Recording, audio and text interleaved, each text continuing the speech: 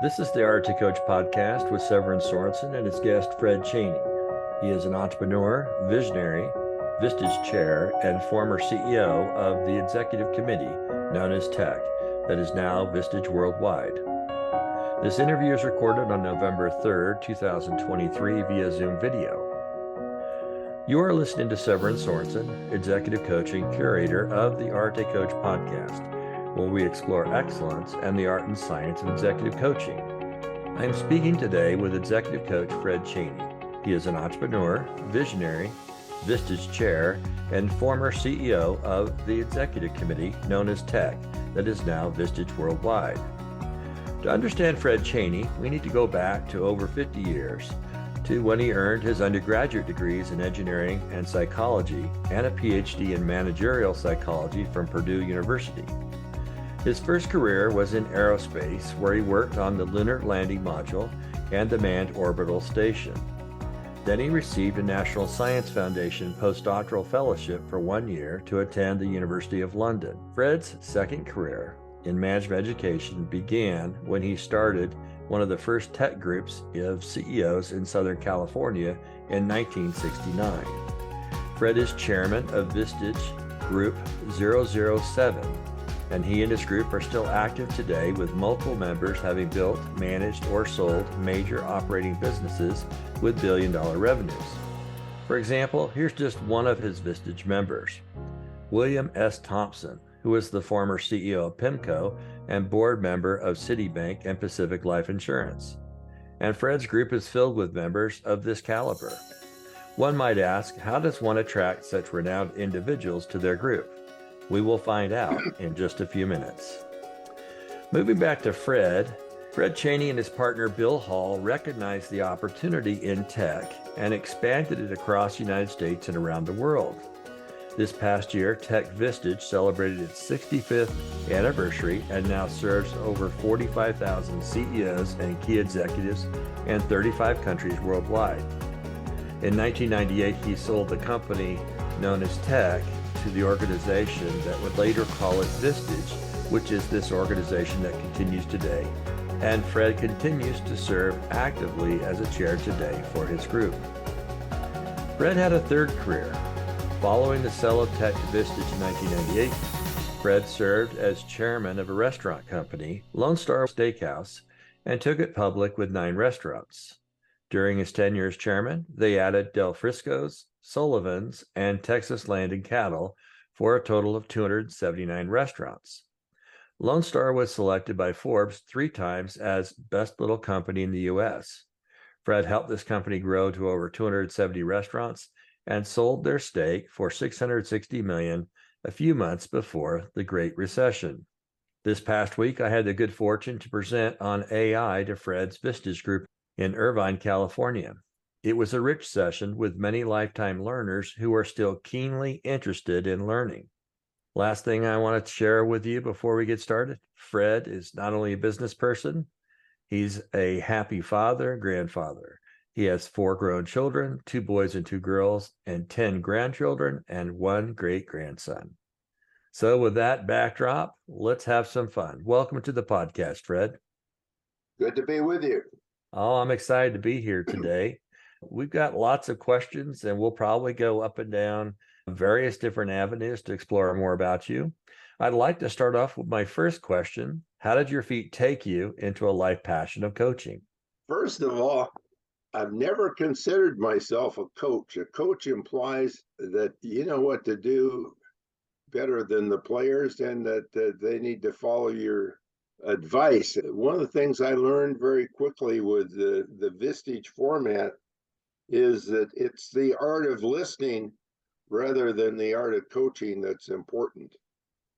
Bob Nurse, our original founder that started the very first group in Milwaukee, was the ultimate listener. And both Bill Holm and myself learned a lot from Bob Nurse about the art of listening.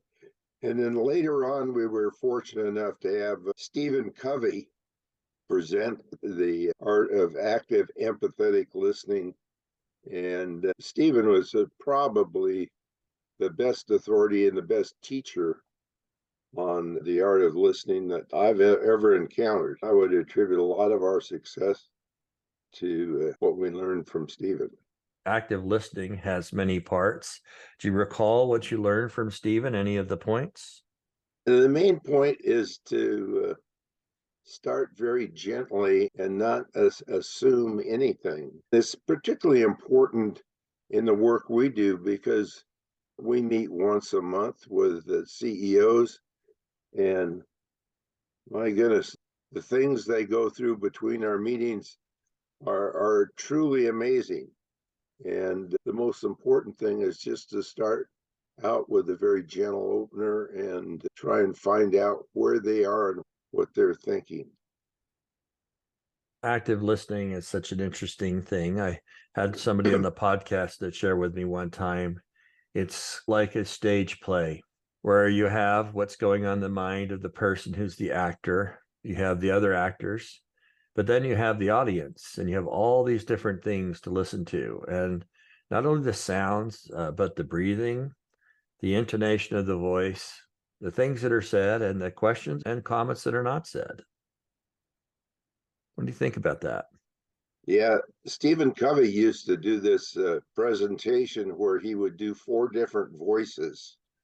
He would do one, his voice was asking his son a question, and then he would do what his son said back to him, and then he would do in other little voices what his son was really thinking and what he was really thinking. So he would do all 4 dialogues simultaneously, and it was just an incredible show, but it was a magnificent teaching tool. Yeah, it's wonderful. I'm going to have to go back and try to find a recording of his doing that work. That's wonderful. Let's go back. You mentioned Bob Nurse. This is the 65th anniversary this year of the creation of TEC and the company that's become Vistage. Tell me what you remember about Bob Nurse. He was the ultimate listener himself, and we had Bob come out from Milwaukee to teach Bill Hall and I the fine art of running a tech group.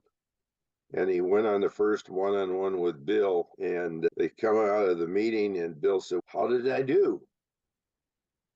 And Bob looked at Bill, and in a tone that only Bob could summon up, he said, "Bill, you talk too damn much." And that was our first lesson in the art of listening. He was a wonderful gentleman, and he saw the group as a collection of friends, and he did amazing things in between the meetings. He was always cutting out clippings from the Wall Street Journal and various newspapers, and he was constantly communicating with his members and always alert for things that might be helpful to them. Yeah, it's wonderful. I ended up doing a feature on him in a book that's called Beyond Excellence, and certainly a marvelous contribution to what's going on. I look at his story and yours and Bill's very much like the McDonald's story, where McDonald's had a couple of founders that started and created a really good model. They invented all sorts of stuff. But then along came Ray Kroc, who looked at this and said, you know what? There is a bigger opportunity here than what you're presently doing. Let us help you with that. And ended up creating something that became quite magnificent and the basis of what we see today. Without you and Bill, I don't think that TEC would have ever grown to what it has done. And I'd like to go through a memory lane with you. Talk to us about, first off, what it was like. So you got to start your own group. Let's talk about forming the group, how that came, and then talk to me about this mindset of when you decided we want to do something more than just Southern California. I was working for Autonetics, and I quit my job, and I talked to a few CEOs, and they said, "Yeah, that's interesting." So I thought it'd be fairly easy, but when it got down to getting a commitment out of the prospective new members to actually take a whole day of their time, I found that was very difficult. I didn't have any members, and I kept going back to a gentleman by the name of Don Guild in Los Angeles who had some drugstores. And Don was a wonderful guy, and he would never commit, but he would always see me. So I ended up going back to him over and over again. And finally, he said, if you can get a half a dozen other members, I'll do it. And I often think if it wasn't for Don Guild, we might have given up, because I went to a guy by the name of Tannenbaum, who had written the #1 text in organizational psychology at UCLA, and he said, young man, if I were you, I'd go back and see if you can get your job back, because I don't think that the tech concept is ever going to work in Southern California. Those guys all belong to the same club. They'd all known each other forever. And you got a more diversified economy out here. And I just don't think you're ever going to get started. So that was the advice I got from the expert. And if it wasn't for Don Guild's encouragement, I don't know what would have happened to us. I don't think we would have made it. It's really interesting to see what a tremendous difference one person can make in your career. Yeah. I recall there is a chair still active today. His name is Conrad Prusik. He was actually one of my mentors, and he shared with me something about those first members, the founding members. And he shared, Severin, these founding members, the one like you mentioned here in terms of Don Guild, are so precious, you need to treat them special. He goes, imagine that you are in a blizzard up in Alaska, the snow is blowing, and you've got to start a fire. And so your new members are like the tinder for this small fire. You have to do more for them. You have to huddle around them, nurture them, care for them, and start this small fire. As the fire grows and you grow members, your fire will get hotter. But those early ones, you have to take so much care for. How does that metaphor of the fire describe your early days with your first group? Oh, I think that's absolutely true. And Don was with us up until last year. He passed away at age 96. You had a member for 65 years? Yeah, I did. Extraordinary. So all you chairs I out think there, at least it's possible. unconsciously I was following your advice, and I was trying to take as good a care of Donna. We became very close friends, and you think you do one-on-ones for that long, but I always look forward to my one-on-ones with Don. Oh, it's Uh, he, awesome. he was a great friend. There is a testimony there to friendship and service to create relationships that last that long. I was at your group this week. We talked about AI, something new, but I was just amazed at your group members, the long-term friendship that they had, the caliber of thinking, but this energetic sense about how they were lifetime learners and they needed to know. In fact, upon closing on AI, the next topic was, what is the next lifetime learning topic that we need to know to stay current? And I just thought it was phenomenal. As I told you, you hit the ball out of the park, and I think it was certainly one of, if not the most impactful presentation that we've had. And I'm really looking forward to my one-on-ones this time around, because they'll all still be excited about what they learned from you.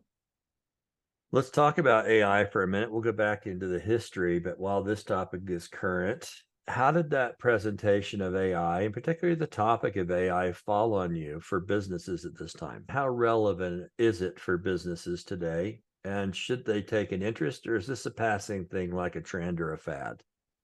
No, I think it's the #1 new technology in terms of impact on everything around us. And it can be used for good or bad. And like most great inventions, I heard after your presentation, I think on the radio yesterday, that some of the surviving Beatles had used AI to make a new recording of their old group, which I thought was a fascinating use of AI to literally bring people back from the dead.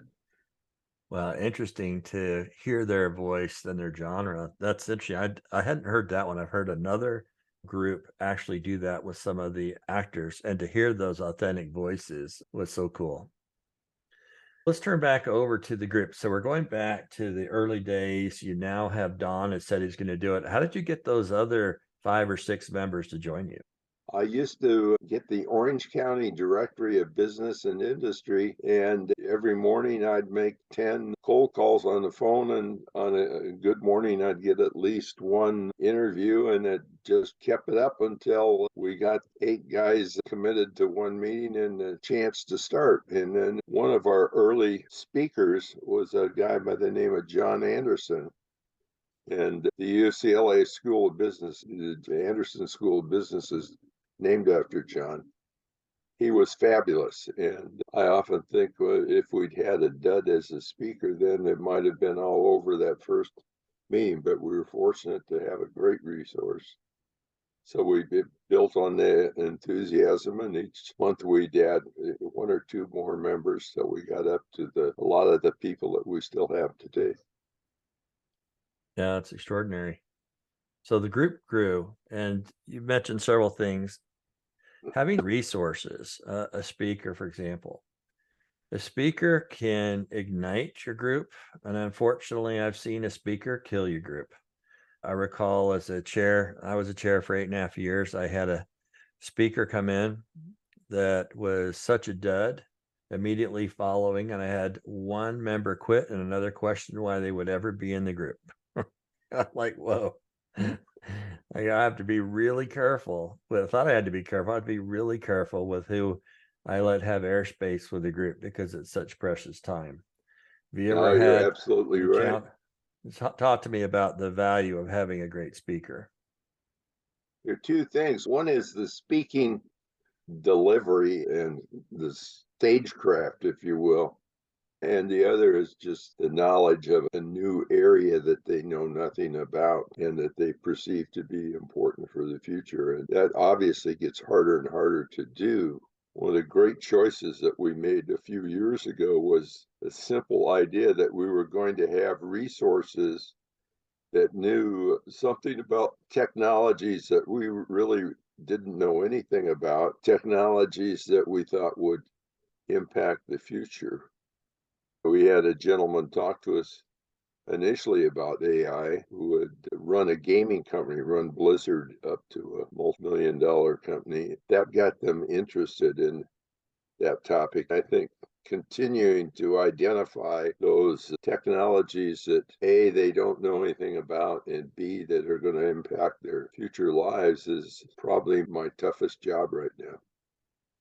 For those listening, we actually ran that exercise in the Vistage meeting, and we asked ChatGPT to identify 10 technologies that were core and pivotal for the future of business.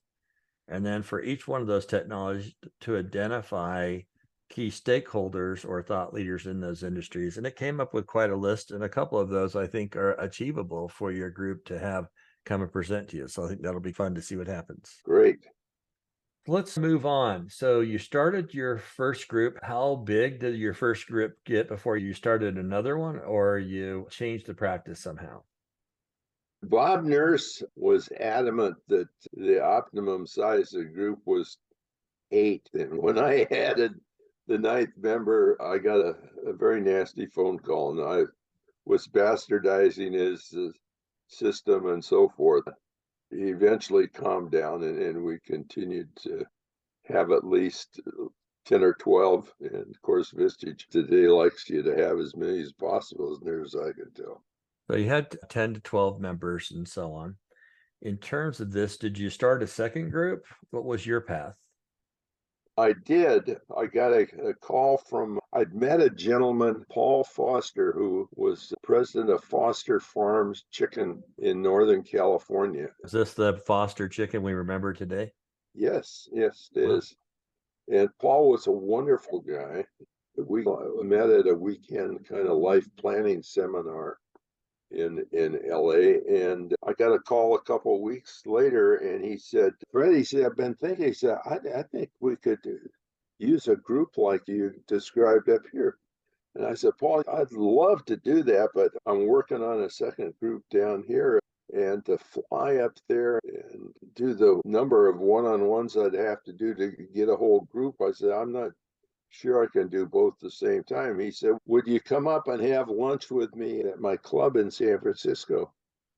And I said, of course. And so I come up, and here he's got 12 guys there. And at the end of lunch, he says, Chaney, give me your pitch. And so I gave him the pitch, and 10 of the 12 guys said, we're in. And that's how we got our second group started. Third group was a group down in San Diego.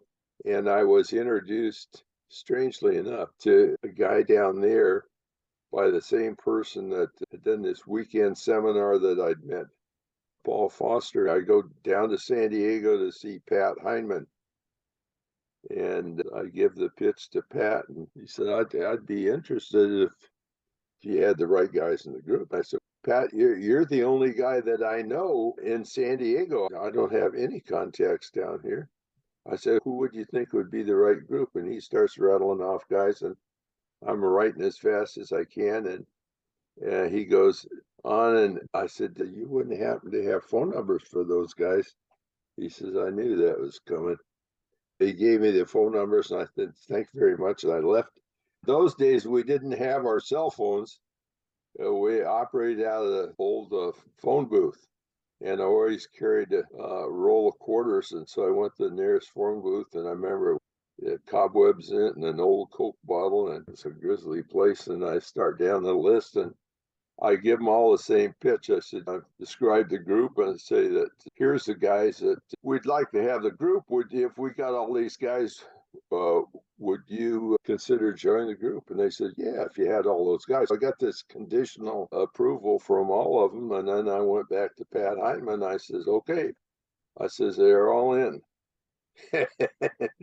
And he says, okay. He said, I suppose you want me to host the first meeting? I said, yeah, that would be really nice. And Pat agreed to host the first meeting. We had a fantastic start. And fast forward, I don't know when you first encountered us.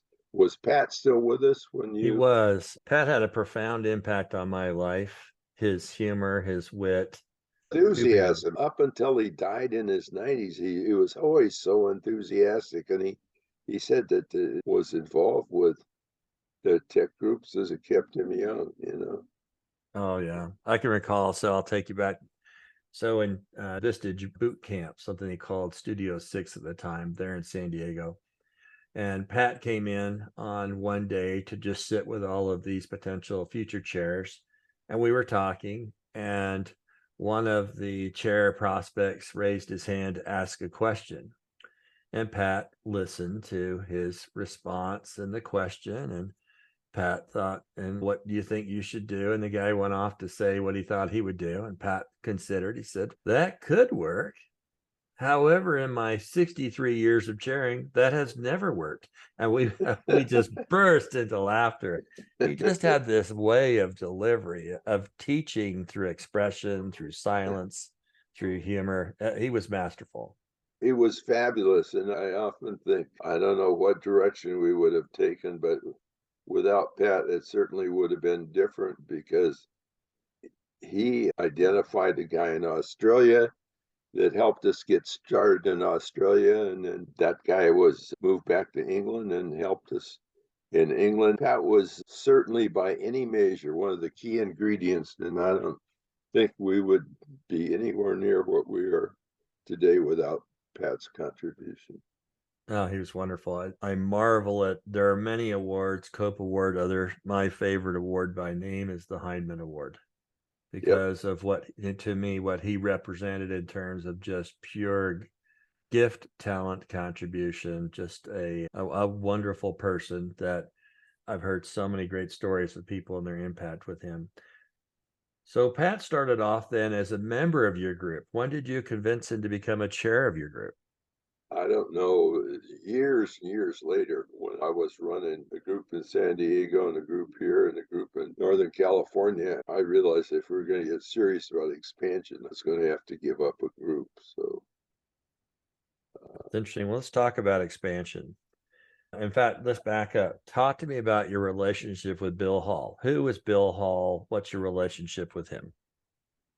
Bill Hall was a guy that I met in San Clemente. I used to run on the beach every morning with a guy by the name of Bob Rochelle, and I'm going to bring another guy that you'd be interested in meeting tomorrow, and he's going to run with us. And so we're jogging along, and Bill is at USC working on his doctorate in business, and all of his professors on his committee are USC professors. And he says, I need one real world guy. He says, these guys are also academic. He said, would you serve on my committee? I said, I'd be happy to. And a few weeks later, I'd gotten this call from a guy by the name of Frank Sterner, who worked for Bob Nurse, to come back and speak to one of his groups. I was telling Bill about that, and Bill said, God, that sounds interesting. And he said, I'd be interested in working with you on that if you want.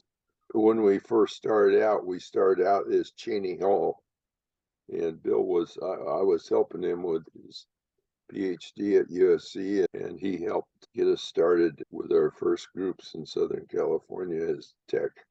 Wonderful. I saw you both at the Keeper of the Flame this year in Denver, and it was wonderful to see you there and sharing and participating. So talk to me about those early days. So you form a partnership with Bill. What was the plan in terms of how you were going to grow out TEC in terms of your own market and your other footprints? I understand it was a franchise at that time. Is that correct?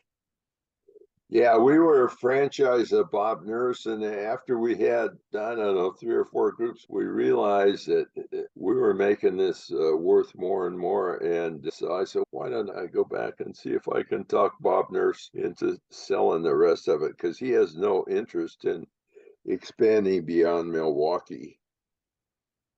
I went back and talked to Bob Nurse, and he said, yeah, I would do that. And I said, we don't have a lot of cash, so can we just keep we agreed on a number, and I forget what that was, but it was, I don't know, $20,000 or $30,000. It wasn't much. And I said, could we just keep paying you a percentage of our revenue till we get that paid off? And he said, sure, that'd be fine. That was pretty great terms. And it turns out that was worldwide. It wasn't just the US, which we didn't really think of till years later. But so with this intention, and by the way, great terms, you might think great terms, but would you have really done it if you didn't get great terms? We couldn't, but we didn't have any money. So there you go. So sometimes when people say, oh, they got such a great deal, that was the only way the deal would have come together. That's right. That is the only way we could have done the deal. We couldn't afford anymore. Yeah. Yeah. Wonderful.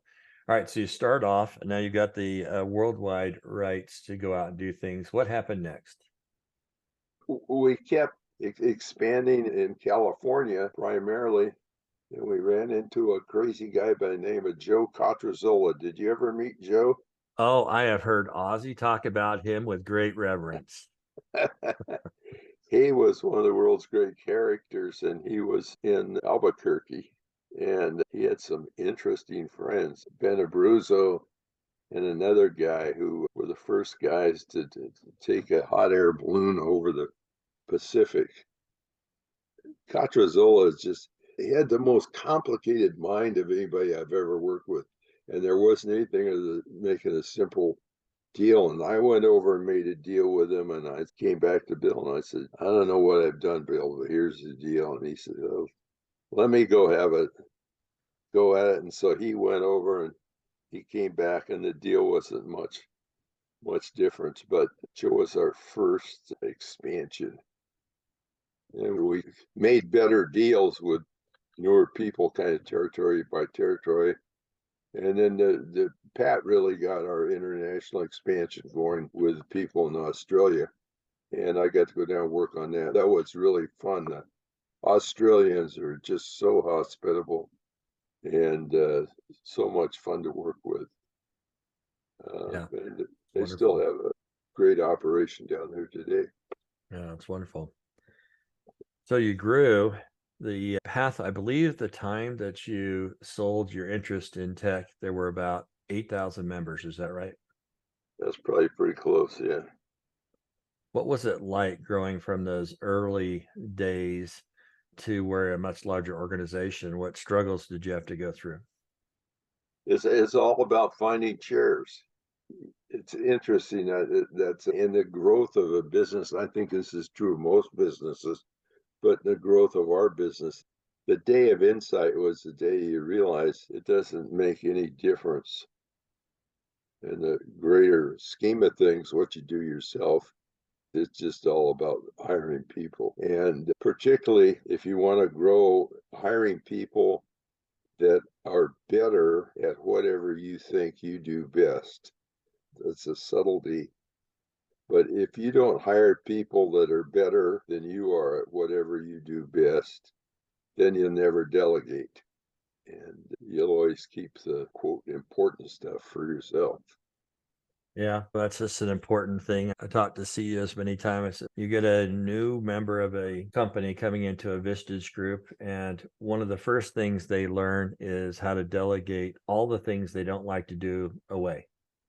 And that gets them some efficiency. But then it comes back to, but what are you doing that you shouldn't be doing? What are those things you love to do? Because until you delegate those things that can be done by others to others, you're going to be constrained in so many different ways. You met one of the best guys that I've ever met. Ernest Rady in San Diego is probably the best at hiring CEOs. Since I've worked with him, he had a bank, he had an auto finance company. He's always been in a little bit in the oil business, and he still runs an insurance company and the most profitable real estate investment trust. And you'd think that the guy would just be running crazy. And when I go down to do my one-on-one with him this quarter, it'll be the same as it's always been. His main problem is he's bored because everything's going so smoothly. And he hires good people and he leaves them alone. Ernie is amazing. I remember meeting him at your meeting and just how inquisitive he was. And one of the first ones to jump on the topic, I need to do this for my companies. We need to talk. Yeah, no, he's a fabulous guy, and he sold the bank for over $1 billion. And his main charity is the Rady's Children's Hospital. I think he gave another 8 or 10 million last year and put 20,000 kids through there, and nobody saw a bill. He's Masterful. just an incredible human being. That's true. That room was full of incredible human beings. So it says something on how you got them together. How do you keep a group together that long? I got a group together, and then after 4 or 5 years, people are like, well, I didn't go to college for over 4 years. Why should I stay in the group? And initially I didn't have a good reason. And I learned later from Mickey Williams and others how to provide that reason. But what did you do special that caused them to have this purpose, want to stay? I think one rule it gets harder and harder to implement, but whenever somebody leaves, we don't just replace them with another body. The group has to see the new member as an improvement in the group, and the group getting stronger and better, more complete in some way for the person to be acceptable. I think that the concept that as the years go by, the group gets better and better rather than gets old and stale or weak is important to have as part of the fabric of the group. So talk to me more about getting people to stay. In what ways have you provided value to members over the years that have created this glue? Or in what ways has the group bonded to create the glue? I'll give you a couple. There's nothing like making some money for a guy to glue him to the group. Don Guild, our original member, had a bunch of drugstores, and then he also had the Antique Guild in Los Angeles, where he took the Helms Bakery building and filled it with antiques. He had a couple of boatloads of containers from Europe and filled it and created a whole new business. And when he got ready to sell the drugstores, I said, Donnie, we really ought to talk to the group about it. And he said, I don't know if I want that's pretty personal. And I said, let's talk to him about it. So I finally talked him into bringing it up to the group, and I had him bring the financials and looked at the financials. They said, what do you think you could get for the drugstores? And he says, yeah, 10, maybe 12 at most. And they said, Don, you're crazy. It's worth at least 24 million because your drugstores are very unique and you merchandise all kinds of stuff other than what you find in normal drugstores, and you need to get paid for that. He says, God, I could never ask that much. They said, yeah, I think you could. You go home this weekend and practice looking in the mirror and saying 24 million. So he goes home and he practices. He does what the group tells him. He has lunch with the guy on Monday. At the end of lunch, the guy says, Don, what would you take for the group? And he smiled and said, 24 million. The guy reached across the table, shook his hands. He says, you got a deal. And he said that moment the tech group made $12 million for me. That's a pretty good lick. And I can tell you other story. I usually don't press guys if they don't want to present to the group, but sometimes you need to present, you need to press them. And I remember Bob Elliott, who unfortunately is suffering from Alzheimer's and it was there physically, but not mentally. It was well before he ever thought of selling the company. He was running this heart valve company and he was flying all over the world first class. And he mentioned one time to me in a one-on-one, he said, I wonder if I could get some equity in this because he had a great salary, and he flew all over the world first class, but he'd have any big money. And so I said, let's talk to the group. And at the beginning of the meeting, he said, Fred, I've been thinking about it. And he says, I don't want to talk to the group about this. He said it would be greedy that Mr. Shiley is so nice to me. And I'm so fortunate to have this job. It just wouldn't be right if I asked him for equity. And I said, no, Bob, you're wrong. And this is one time I'm going to really insist you talk to the group about it. You don't have to do anything, but let's talk to the group. So we talked to the group.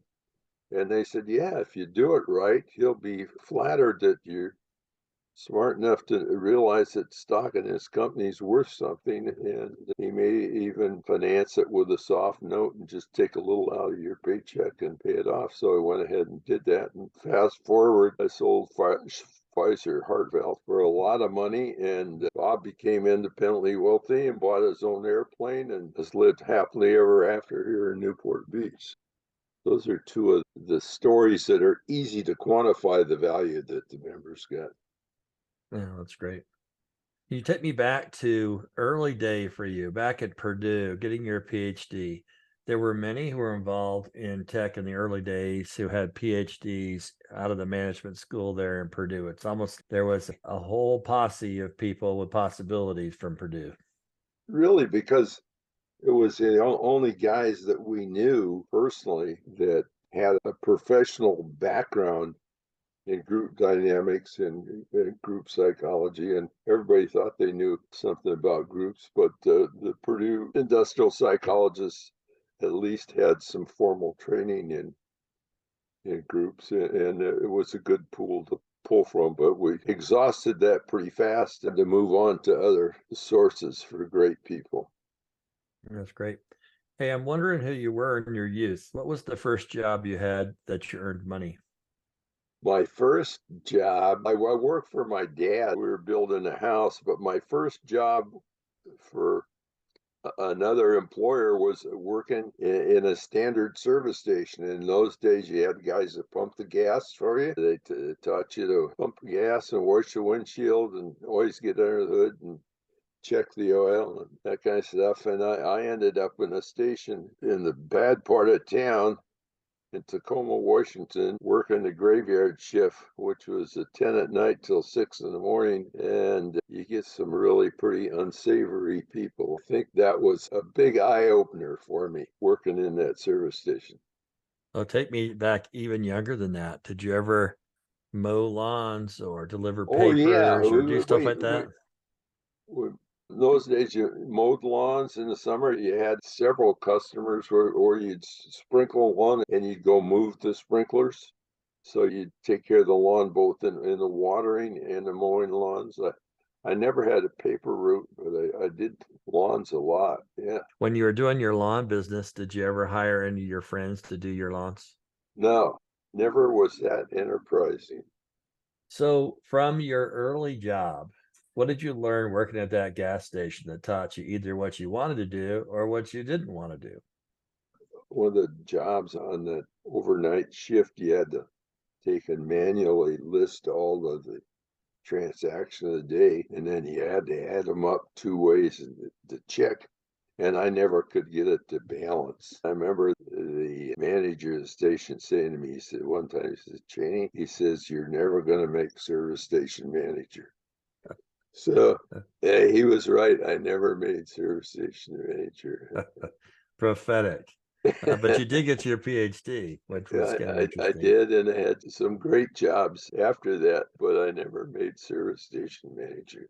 What were a couple of jobs you had in your career before it started taking off? The most fun job I had, I worked for Boeing every summer while I was in college. And I did odd jobs, like I helped install the interior on Pan Am #1, which was the first jet airliner ever delivered to U.S. industry. And it was a menial job, and it wasn't technical, but it was fun to work on that first jet airliner that we ever delivered to industry. And then when I got out, I came back and I had the human factors engineering minor at Purdue. And I ended up on this team of guys that were working on a proposal for the lunar lander. And I was the human factors guy on the lunar lander. My main job was to figure out what kind of visual window you'd have to have in the lunar lander so they could see the surface where they actually would touch down. Because the capsule would come in at an angle and then it would tilt up and set down. Then they were sitting up here on top. But that was really fun. And it was fun because the guys that worked on that proposal team were all the best in their field. And we had super guy propulsion guys and moon surface experts and all kinds of crazy, wild PhDs in all kinds of fields. And I remember the lunches with those guys as one of the most interesting times of my life. That was cool. Pretty wild. That's neat. What do you think today, having gone through and seen the science then, to watching one of, say, Elon Musk's SpaceX dropping a rocket onto a pad, coming back down to be reused?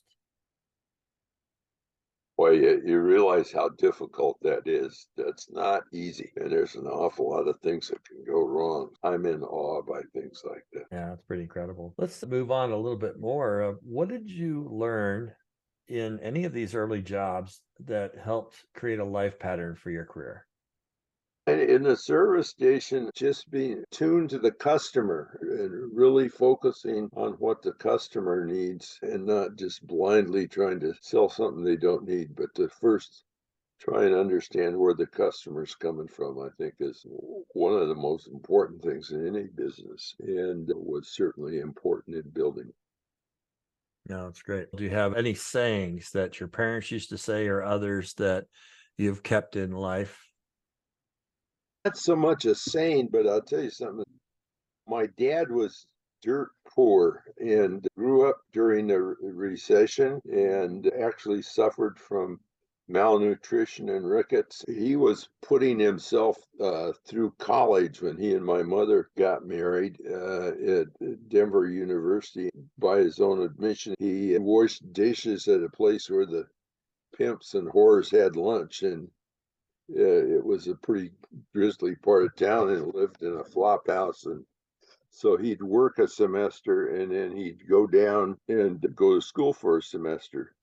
And he'd saved his money and he took the streetcar down and he got in line and he got up to the counter to register for school, and he reached for his wallet and somebody picked his pocket on the way down and he had to stay out another semester. He couldn't go back to school that semester. And my brother Bob, who's 4 years younger than I, put himself through a PhD at the University of Washington in particle physics. And when going to get tough for Bob and I, we used to call each other, and it always ended the same way. He'd say, "Is it as tough as what Dad went through?" And we'd always say, "No, it wasn't even close." So we go back to work and keep going. And I think that story and that picture of our dad living under those incredibly bad conditions, having his pocket picked and having to work another semester before he could even pay his tuition, I think carried us both through graduate school. Oh, that's a great story. Thanks for sharing that. Have you had any mentors in your life? Paul Foster, that I mentioned, that put together that group for us in Northern California, also got me into the Young Presidents Organization. And so Paul would have been a great mentor. I've had some good bosses, learned good habits and good management techniques from, I think. Have you had any heroes or role models that you looked up to? As a kid, I always looked up to Roy Rogers. I was into horses, and I don't think I ever missed a Roy Rogers movie. And I still enjoy horses. In fact, I went back and rode my horse up to the cabin I have back there. What do you have? Tell me about your horse. She's a Missouri Foxtrotter. One of the fun things I did in life was I went down to El Paso and went out in the Rio Grande River halfway across till the Federales came down with their guns, and I figured I was over the border, and so I turned around and rode straight north from El Paso to the Canadian border, rode all 4 states. So that was probably one of the most interesting and fun things I did. Did it on one horse? No, I had 3 horses and had a guy following, and I'd trade the horses out as we went along. The horse just did a day at a time and get a couple days off. Yeah, I was going to say, with one horse, I'm thinking we have horses and our horses need to be shoed and other things. I see these Westerns of these horses riding. I'm like, yeah, I wonder how many horses came up lane from that shoot and how many spares they'd have to have. Yeah. That's fascinating. How long did it take you to go from border to border by horse? It takes about a month a state. Wow. Where were you in your life when you had the time to do this? That was after I'd sold the company. I have a member who was a member of my Vistage group that rode his motorcycle from coast to coast, going east to west, raising money for a wounded warrior. And that took him almost 5 weeks to do, but going only on dirt bike and crossing through all the trails. And he had to have a support team as well. So that's fascinating. Yeah, I've got a grandson who rode a bicycle from east to west. Wow. I bet he's in good shape when he finished at the end. Yeah, he's doing the Pacific Coast. He just graduated from San Luis Obispo in engineering, and he's doing the Pacific Crest Trail right now, just hiking. Yeah, grandchildren are great, aren't they? They are. You can give them back to their parents when you're through with them. Yes, I've heard. We're just starting. We've got 3 grandkids. We love them. It's fun to have them come on over. Let's look here. I want a couple of comments. Talk to me about what your Vistage chair experience has meant for you. I feel really fortunate. I don't know any other business where you get paid to go around and spend time with some of your best friends. It's really a blessing. It is. I certainly have enjoyed my time. I can imagine there'll be a time when I'll pick up another group. Right now I'm just traveling too much, but it's certainly wonderful. Oh, a question. Did you hang on to any of your tech groups through the transition, or did you go away and then come back? No, I've held on to this original group the whole time. I've never left it. Oh, that's awesome. How has your chairing changed over time? That's a great question. I think that one of the most important things I've learned is that you can help people more by focusing on opportunities than you can problems. Drucker has this wonderful saying is if you solve all the problems, you get to this wonderful state of nothingness. But if you capitalize on one opportunity, you can change your life forever. And I think of Steve Jobs as my favorite example. I give a speech on opportunity focus to college students every now and then. When Steve Jobs came back to Apple second time, there's enough problems with their computer. He could have spent the rest of his life working on the problems with Apple computers. And instead, he chose to focus on the opportunity and gave us the iPhone and changed the way the world communicates. The difference between focusing on opportunities versus problems is, I think, the essence of a truly great CEO. I think Because that's important. you have a choice, and the thing is, it's even worse today with damn emails. If you go in and sit down and start out on your emails, you can spend the whole day working on the emails, and by and large, not all of them, but probably the majority of the emails are somebody else's problems. And I remember trying to make this transition with a member that was particularly difficult. And I said, just do me a favor, tell me what your biggest opportunity is. So he tells me, I said, okay, I want you to make me one promise. You go in tomorrow before you open your mail. In those days, you still had letters. And today it'd be before you read all your emails and clear all that. Just before you do anything else, just start and work for a half hour on this opportunity. He says, okay, I'll try it. So I come back a week later and checking up on how to go. He says, you tricked me. I said, what do you mean I tricked you? He said, I came in and I started on my opportunity and I never got to all that other stuff. I worked all day long on that. I said, oh, I tricked you into working on your most important thing all day long, isn't it? Masterful. I've seen that over and over. Another example of that with a fellow you've met there, Frank O'Brien. Frank had a little mortgage banking company, and he built that up to where he started out. His grandfather gave him one branch in San Bernardino, and he built it up and covered most of California and started spread across the United States. And a guy came along who wanted to acquire him. And his thing was, the group should sell to this guy. And the guy's name was Sandy Weil. And Frank, with the group's help, sold to Sandy. And he said, I don't need the money. He says, how should I get compensated for this? And they said, why don't you take a convertible note? He sells to Sandy Weil and he gets a convertible note, and they turn around and buy shares in the low roads. And then Sandy says, acquisition tear on Wall Street, and they quote merge with American Express, and really Sandy takes over American Express. Frank says, I guess I ought to convert my convertible note, and he ends up the largest shareholder in American Express.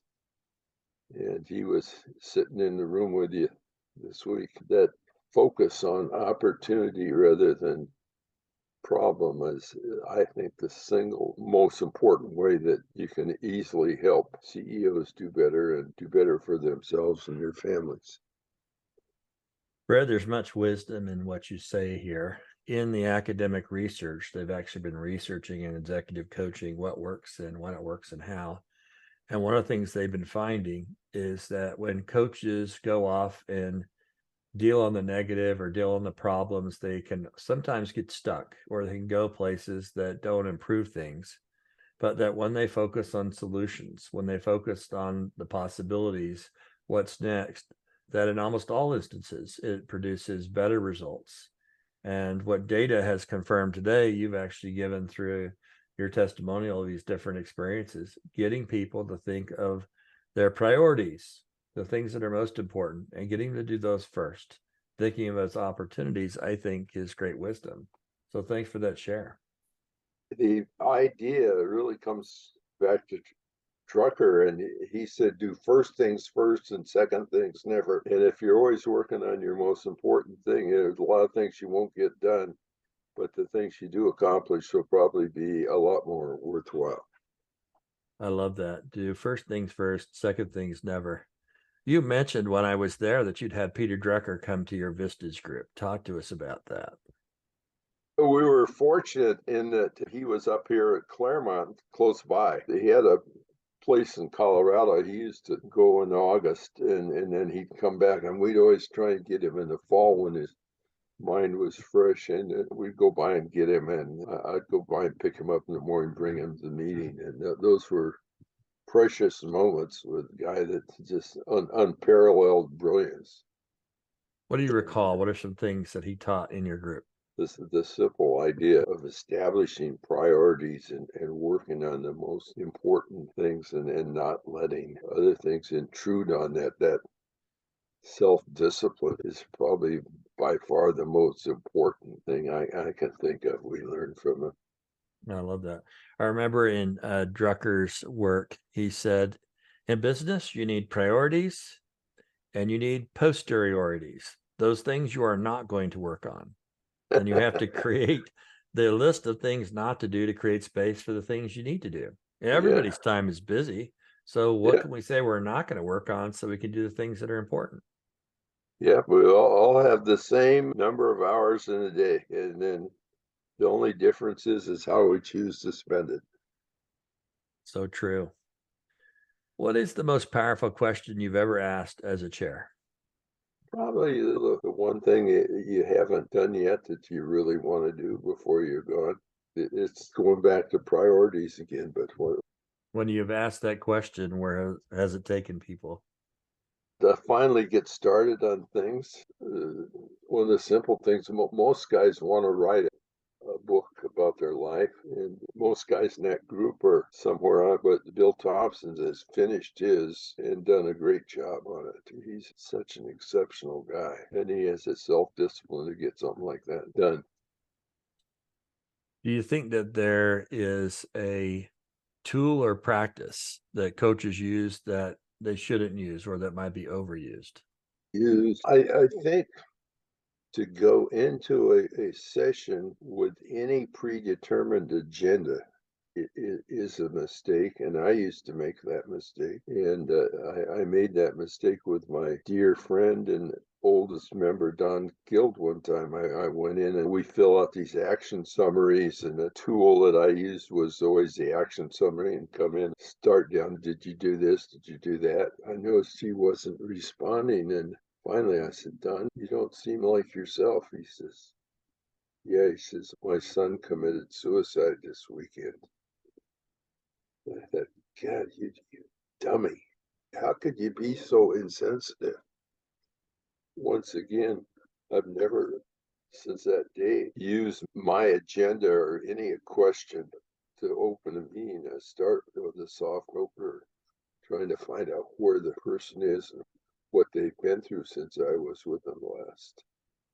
Yeah, that's And profound. the minute a coach thinks that they're the coach and they got a fixed agenda that they're going to go in, I think that's a fundamental mistake. Yeah, that's profound. How do you continue to grow as a leader?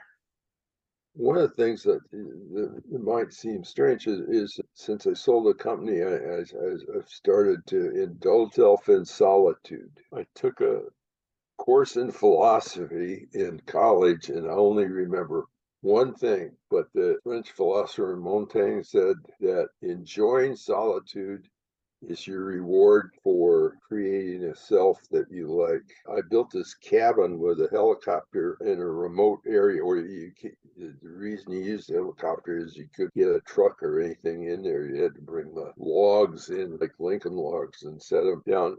And it's a very remote place in Colorado, beautiful setting. And I went up there after I built it to experiment, and I allotted 2 weeks. And I figured I'd probably get cabin fever after about a week. I go up there at the end of 2 weeks. I didn't want to come down. It was addictive. The peace and the solitude and the natural beauty, and the loudest sound you hear is the birds and the stream running by 30 feet from the front door. So that was a big surprise to me. That after a few days, I'd be going crazy, want to get out of there. And it was exactly the opposite. Many years ago, I was a workaholic and working 6.5 days a week. I remember the thought of going on vacation was hard for me because I had so much to do. And then one of my mentors challenged me to go on a vacation so long that I would break this pattern. So I took 3 weeks off. And the first week I was just miserable. Second week, I'm like, oh my gosh. By the time the third week came, I'm like, look at all this life I have that I didn't know that I could have. Where did you go? Where were you? I went out to Carolina Lights out on the coast of Carolina, out on the Outer Banks. Uh-huh. And he was an entrepreneur who had made his money in the radio industry, and they'd sold off a bunch of stations and had built a lovely home. And it was just out there, and it was just walks on the beach. It was solitude, other wonderful people who were there, but it was just so reflective. I thought, you know what? I think I could do this. And so actually the longest vacation I ever took, I took 2 months off. Really? And traveled with my children all over the world. And I realized a life then that I wanted to continue to live. So for me, something I got from one of my chair was Clyde Northrup, and he taught me something. He takes a week of vacation a month. And for me, I was stunned when I heard it because I was not taking vacation at all. And so I planned in my schedule at least a week a month of vacation that my wife and I go do something. And if I A can get week a more, month. Now that's a challenge. I'll have to write that down. it's amazing when you just plan it that suddenly what you can do in your life that you enjoy doing. But it's been a lot of fun. So I haven't done the big long vacation, but I truly get this solitude you're talking about, as well as with the busy world. I can go to the New Yorks and the DCs and other places and hear and feel the business and appreciate that. But I love going back remote. It seems like when I was young, the closer to the city is where I wanted to go. And as I get older, the farther away, the more like nature I want. I don't care for cities at all. Oh, so interesting. I appreciate it. I bet your cabin in the woods is a wonderful thing. Do you have any favorite quotes? What's his name? Who wrote Tom Sawyer and Huckleberry Finn? Who's a famous author? Who? Hold on here. Mark Twain. Yeah, I don't know if he really said this, but he said the older he got, the sins he regretted the most are the ones he'd failed to commit. Oh my gosh.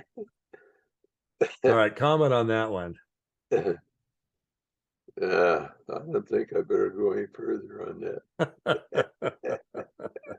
All right. I'm going to leave that one as a little color and spice in the interview. We'll leave that one there. We'll just let that one sit. So looking back on your journey as a chair, what is a lesson that you've learned recently that you wish to learn earlier on? We've gotten so much out of studying AI. I wish that I'd spent more time delving into areas that I don't understand. You tend to use speakers that you understand and support, and I wished I'd more time delving into areas that I didn't understand and that my members didn't understand, that we could have been a better learning platform, because it's the things you don't know that bite you. Yes, absolutely. That's great wisdom there. Thank you. Take me to your best day ever as a chair. I took my whole group to my cabin one time. We still had the use of a helicopter up there then, and so we flew to Rifle, Colorado, and then took the helicopter up there. And although Ernie and Ralph Stern hiked up because they wanted the exercise. And we spent a glorious day up there. And my friend Jamie Coulter, who was of our restaurant company, had two people come up and prepared wonderful meals for us and sat in front of the roaring fire at night and had a drink and talked. And I think that's probably the most enjoyment I've gotten now. Being a chair is sharing that experience. That's wonderful. Talk to me for a moment about your third phase of your career, and that was the restaurant business. I was proud of that in a couple stages. Early on, we bought Del Frisco's Double Eagle Steakhouse in Dallas, and then we decided we would move that and we'd open Del Frisco's in New York City. And we got a lease on the bottom 3 floors of McGraw-Hill Building, which is right across from Radio City Music Hall. If you go see the Rockettes, you walk out the front door and across the street, and there's our restaurant.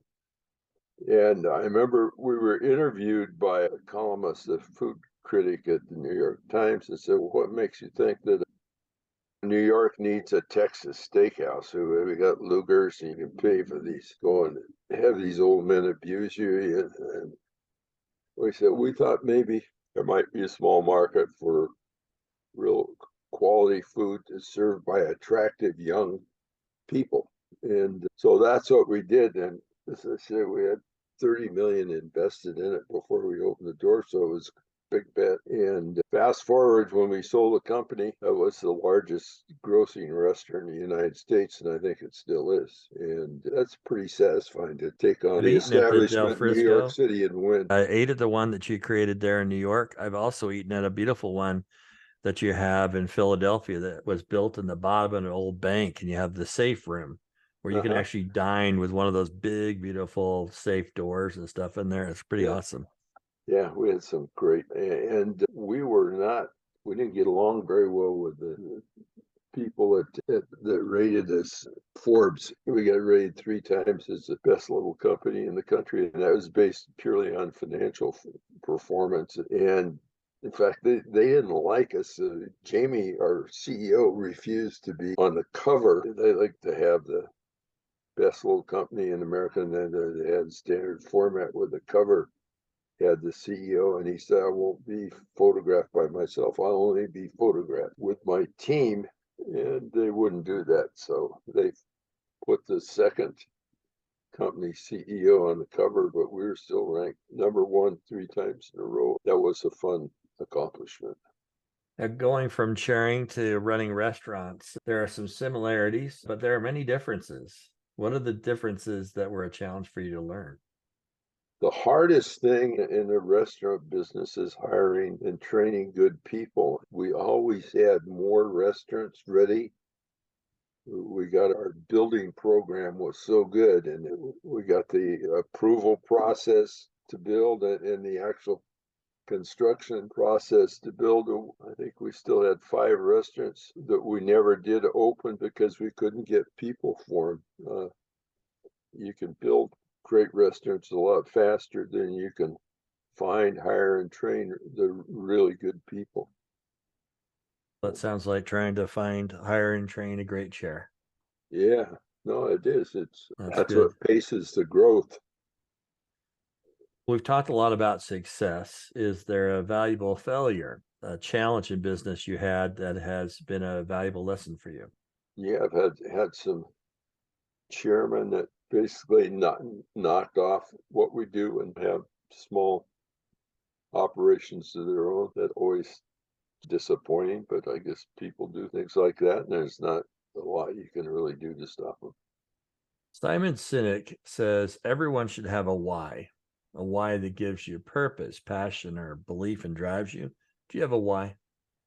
Yeah, I think my why is helping what I get the most kick out of and the most real results is seeing people focus on opportunities instead of problems. That shift in focus makes such a huge difference individually and probably for the world.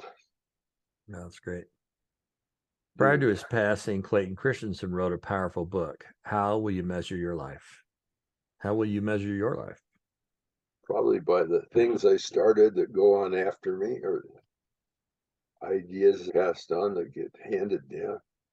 Certainly, many things you have started will continue, and they'll echo for many generations at a time. That's wonderful. What is the question I've not asked you that would tell us more about you? Oh, that's a great question. I don't think, honestly, I don't know. Then let me ask you a different question. What's next for you? Oh, that's easy. My member that helped found our first tech group, Don Gill, that I mentioned, Yes. was kind enough to endow a foundation that I spend considerable time on now. And the purpose of that foundation is to help young people start their own businesses.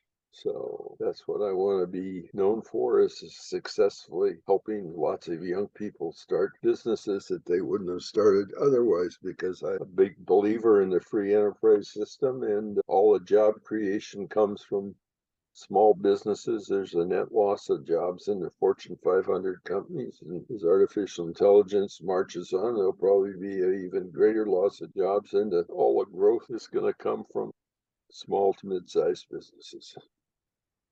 That's wonderful. Fred, wow, what an amazing time it was to be with you. Can I share with you some things I want to remember from our conversation today? Yes, I love that. All right. I took a few notes. First off, it was just fun going back and looking at the background, so many different things that you were involved in. It's a testament to your chairing, not only how long your group has survived, but the wonderful people in your group and the great things that they've done. So that was a wonderful thing. Next, I really enjoyed hearing about the early days, about your time with Bob Nurse, his amazing listening skills. I enjoyed hearing about your first instance of creating a group and how hard that was, and how not dissuaded you found a formula that worked for you in doing that. How you found a PhD student in Bill Hall who was interested in similar things, and how you teamed up to create this organization that from California then grew to spread throughout the whole globe, helping carry this message, the group orientation, the coaching, the resource gathering that helped so much. I enjoyed the conversation where you talked about Steve Covey, and particularly talking about listening. And I'm going to have to go back and find the material where he talked about listening through 4 different senses or voices into one conversation, where he described. Yeah, that's well worth chasing it down. I will chase it down. You'll see an Insights article on that one. I think his son still does his work there in Utah someplace. Yeah. No, Covey, I think it's Franklin Covey now, and they do some great things. So that was really helpful. I enjoyed crosswalking through your career, from your first job at Autonetics, and even going back to the gas station where you were pumping gas late at night and you had a chance to think, is this really what I want to do? But you also learned how to help people and serve people at that time. And that was great. I enjoyed crosswalking through the build of TEC as you were doing it, how you grew your group, and you met Paul Foster. This is the Foster of the Foster Farms and the chicken dynasty that we see today, and the great things that you did there, starting a group. And then your time with Pat Hyman down in San Diego and starting a group there, and then the growth into Australia and England and other places. I thought that was just fascinating. I enjoyed hearing more about Bill Hall and your experiences with him. The company you started is Chaney Hall, and how you helped him with his PhD in terms of advisor, and he helped you in the company, the many great things that you went on to do. I enjoyed hearing about some of the expansion years and the things that were important, and also about some of your great members. When I'm interviewing people for jobs, I often ask them to tell me who they have either worked with or managed with in issues, and I love to hear the tone. And you have great praise and reverence for the many wonderful members that you've had. You mentioned Ernie Arete, who is there in San Diego, done so much good stuff, and Bill and others that are in your group. It's been a wonderful thing just to go down memory lane with you with those items. We also talked about Purdue and the early days of the industrial psychologist, and how that provided a good foundation, and then you've moved on to other things. When we went into mantras, it was interesting. After thinking about it, you said that your father, your dad, created probably the best example, where he had to go through some really rough times, and you and your brother would say to each other, is it as tough as what our dad went through? And then you could each take solace from that and go back in and do more. If I had to identify one thing that got me through the tough times, it would probably be my dad's example. So I'm glad you picked that up. I think that's extraordinary. And our parents can provide such strong role models for us. That's certainly something that gave you that grit, which is important. And speaking of grit, just like John Wayne on a horse, you like to ride a horse. all the way up the mountainside to the cabin you created. And it was fun to hear about how you even rode your horse from Mexico to Canada. That's crazy. I've seen stories. I've actually watched like a Discovery Channel type story where they had multiple people and just the challenges with the horses and everything else. What a great story. I must say, my wife would say, you must have a good seat in the saddle to be able to be on the horse that long. So that's pretty wonderful. I enjoyed hearing about some of the people that came to your group, such as Stephen Covey came and talked to your group. You had Peter Drucker came and talked, and then even your own discussions about focusing on the future, focusing on solutions. I think that's a big message that comes out in this. When I've asked you, what was the most powerful question you've ever asked? After some pondering about this, you said, what's the one thing you have not done yet that you really want to do before you're gone? And it really helps people get started.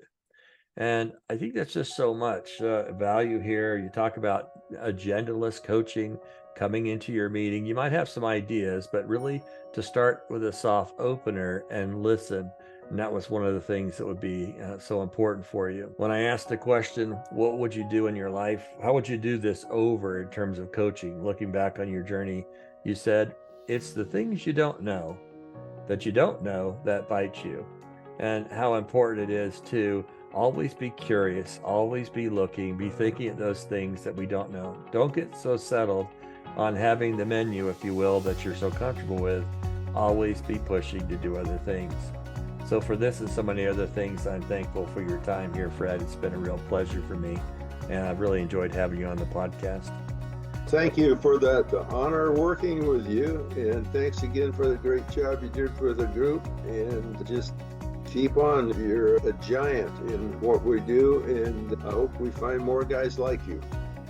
I hope I find more guys like you to be on this podcast. And it's been wonderful. It's interesting. The podcast's been fun for me because I've been able to meet people like yourself and other extraordinary individuals that on my own I probably never would have met because we're going different ways. But I love the histories. Your history is certainly one that needs to be shared. For any of those that be interested in meeting Fred Chaney, he can be reached by email at fredbchaney@gmail.com. Now, with each of our podcasts, I like to wrap up with a few quotes for you to ponder, and today is no different. I've got 4 quotes from you. First, from Victor Belfort. Legacy is not what I did for myself, it's what I'm doing for the next generation. And I heard that today in what Fred's trying to do with young people, trying to help them in their business with entrepreneurship. I think that's a wonderful thing. From Marla Gibbs, true happiness comes from giving. From John Hume, I never thought in terms of being a leader. I thought very simply in terms of helping people. And that's what I heard come out from Fred many times. It's all about helping people. And from Peter Abelard, by doubting we are led to question, by questioning we arrive at the truth. So until next time, be your best self. Seek to uplift others, be good and do good. You have been listening to Severin Sorensen and the Arete Coach Podcast, where we explore excellence and the art and science of executive coaching today.